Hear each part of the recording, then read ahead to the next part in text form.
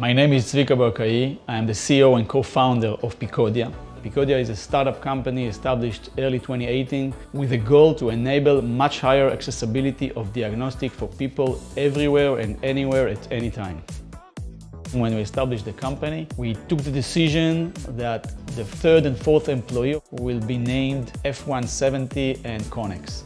Funny names, but we've decided that these employees will give us the most benefit that we could for our R&D processes. What I love about the 3D technology in Stratasys is that originally we wanted it as something that accelerates our R&D for our product. Eventually, when you go in our lab today, you're going to see 3D printed parts all over. We use it as jigs, we use it to manufacture parts of our systems that enables us to come up with a solution much faster than external vendor, metal or other techniques. Using Stratasys technology and the 3D printing, we were able to advance our development roadmap to come to our milestones where we can take those models and prototypes and use them for our biological testing. Stratasys technology is a real enabler for R&D. They were always coming with a solution to our challenging problems.